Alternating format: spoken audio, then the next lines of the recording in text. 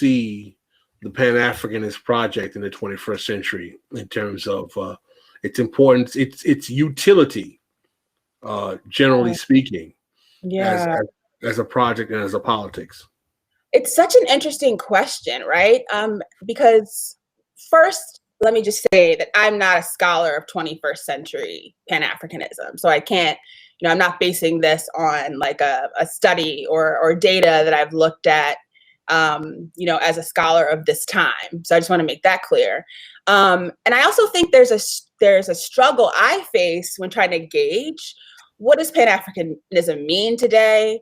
Does it resonate with people, particularly those based in the United States?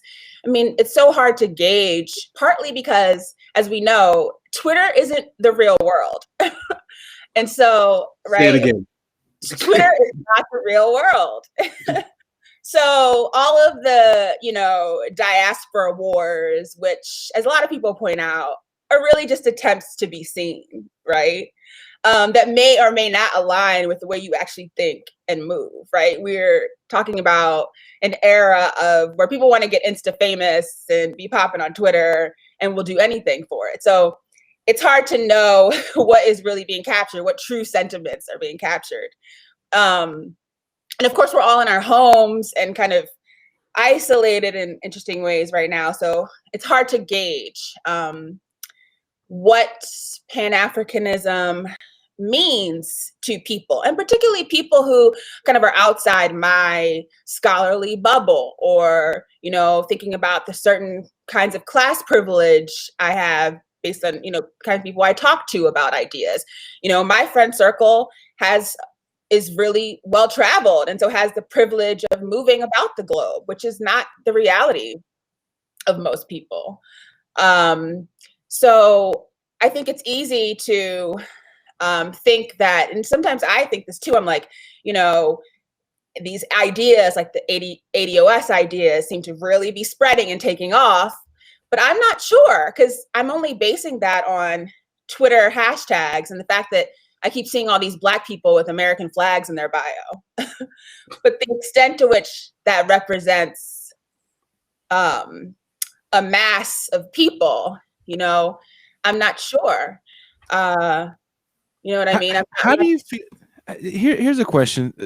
How do you feel that, because as a student of California public school education, as I am, we don't learn a lot about the diaspora of Africans. And it was only really, I'll be honest, through my travels as a touring musician to see, I remember the first time I met Black people in the UK, I was kind of like, hey, how'd you guys get here? And they were like, well, same way you got there.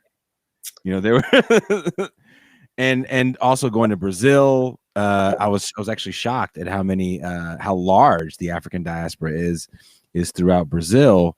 I mean, you can read about it, and I definitely understood the work of people like Marielle Franco when I was down there. I was down there in 2019, so she had been assassinated already. But you understand how important that work is down there because you see how large that diaspora is. So. When I look at movements like ADOS, part of me thinks it's kind of a failure of basic public education to really inform people on what happened during slavery, because I think so many just don't know. Yeah, and I mean, that is a very intentional move, right? That's like a Cold War. That's like a result of Cold War. It's this anti-globalism, anti-internationalism that shapes everything from schools, etc. Because if we think about what Black people were doing, how they were communicating with each other, in the periods kind of, leading up to the 50s and 60s even, there was this kind of intentional camaraderie across borders of nation, language, etc. If you look at Black newspapers from the time, we're talking anywhere from 20s, 30s, 40s. These are what I focus on. You see this awareness of what's happening in the globe. I mean, in my archive, right, Black newspaper in Costa Rica, English language newspaper, when Italy attempted to colonize Ethiopia, they were ready to enlist to send themselves from Costa Rica to Ethiopia, right? As an example of this like awareness of what was going on in the Black world. And so we see very intentionally the Cold War pushback on this kind of global awareness of connecting across borders. And so I think if we talk about an ADOS, or I think there's another way they're called FBA, something like that, that's really the product of a Cold War domestication, right? Falling back to nation state borders, this kind of fear of the international, this how do you call it? You know, fear of things that are quote unquote foreign. Mm-hmm. A provincialization, kind of like a provincialism as well. That this is the aftermath.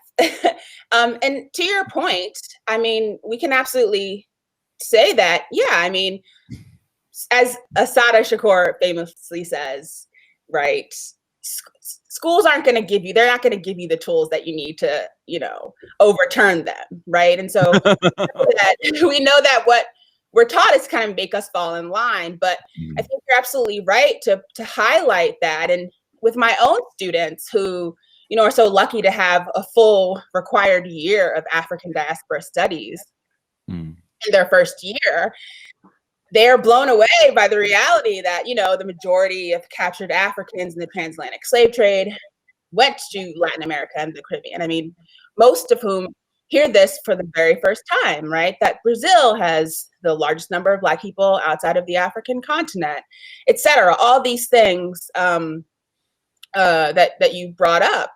And it becomes this, not just aha moment, but again, you're thinking about a larger Black networks outside of the United States. And that impacts you psychologically, because then you aren't limited to this conversation about being a quote unquote minority, right?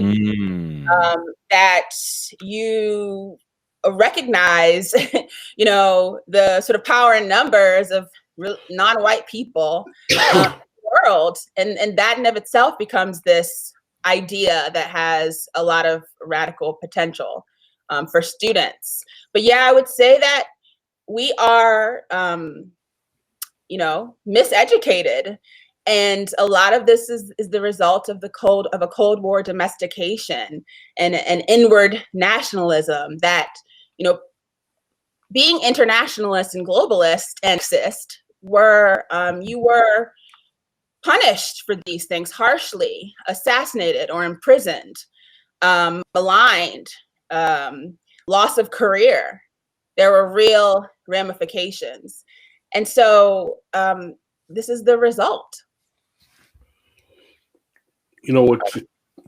Go ahead, Pascal. I was going to say that, you know, and you've made some really excellent points, but do you think that particularly the post-World War II project of American exceptionalism helps foster this rather narrow view of Black identity that we see in the United States, where the knowledge that there were even slaves from the African continent brought to places like the Caribbean, or brought South America or Latin America, to even in larger numbers than they were brought in the United States.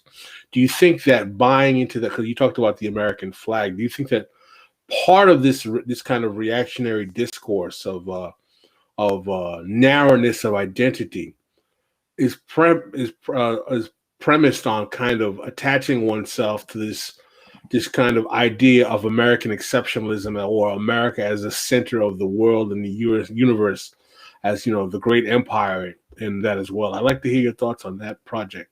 Yeah, no, absolutely. This ideology, if you will, of American exceptionalism shapes this kind of nationalism that we see, this xenophobic nationalism that we see.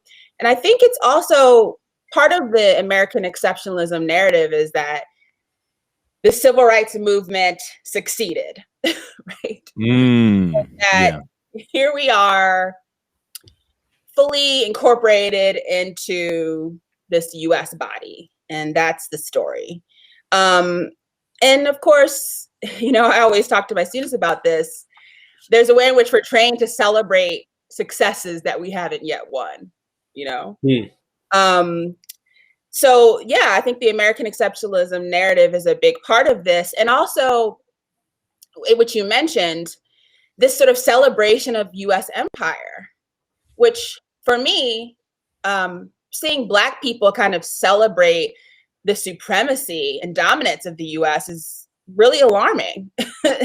I mean, because not only is that harmful, is it harmful globally, but also you experience the repercussions of US imperialism at home. So I've noticed, and again, I haven't done any kind of study of 21st century Pan Africanism. And I know very well that what I see on Twitter, you know, doesn't necessarily represent what's happening on the ground and how people feel, how masses of people feel. But I do notice this entanglement of a kind of xenophobia, US exceptionalism, and also celebration of empire. And then I would say too, this sort of uncritical idea, like a sort of uncritical take on this idea that US Black cultural forms are globally dominant, right?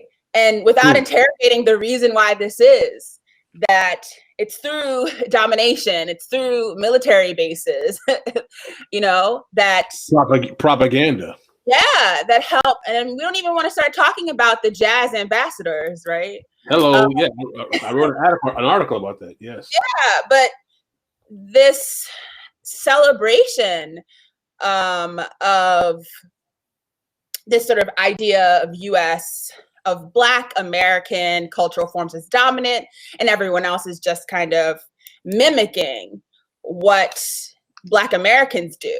And I think that also relies on a misunderstanding of Black liberation movements, you know, a timeline that's all messed up.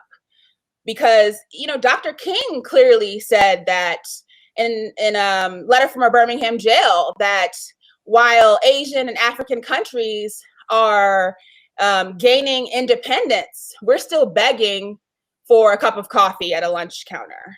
Right. Well, what's even more fascinating when you're talking about that is that there's very little discussion about the role of the global South independence movement in the face of the impending Soviet Union being a motivation behind the United States in facilitating the civil rights movement. That this all exists in a global Cold War context in which America is very aware and very conscious of its image abroad in the global South, in the Black and brown world, because it's being challenged by the rise of the Soviet Union as a potential model of independent nation management.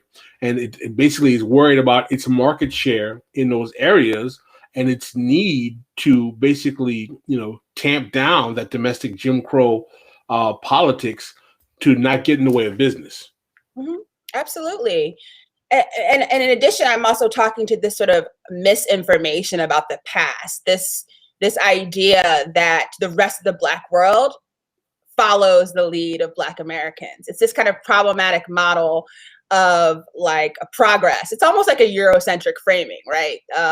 This linear notion of progress with Europe as the model, but in this weird formation of a certain kind of inward-looking Black nationalism, it's this idea that, you know, the rest of the world mimics, that the US Black people are leaders of the Black world, that we've advanced the and sort of solved problems of race more than any others, et cetera, which we know is just, you know, not accurate. And also to the point that I was trying to make, that Black people inspired each other. And this is so powerful. This is what is so powerful for me about studying Pan-Africanism in a historical framework, is to see these moments of solidarity that we needed in order to gain, to fight and win. It was this exchange, solidarities, conversations that were at the center of things. And when you're in a place like the United States, where, we know that we're not trained to think about the world, right? If we think about how few people, we have little access to even learning languages. This is all legacy of the Cold War, right? This inward looking reflection, but that impacts and sort of misrepresents the past. And I think that misrepresentation of the past really fuels a lot of these sort of xenophobic movements. To hear the rest of this show and more, you can find us at This Is Revolution Podcast, Apple Podcasts, Spotify, SoundCloud, Pandora, Podbean, and wherever else you get your podcasts. Also, you can find a new episode every Wednesday on the Zero Books YouTube channel. This is Revolution.